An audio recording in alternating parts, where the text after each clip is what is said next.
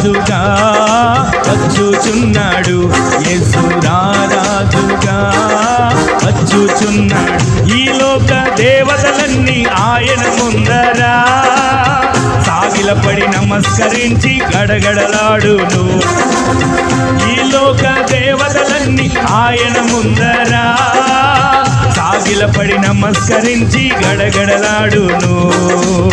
వంగని మోకాళ్ళన్నీ, వంగని మోకాళ్ళన్నీ యేసయ్య ఎదుట వంగిపోవును, యేసయ్య ఎదుట వంగిపోవును.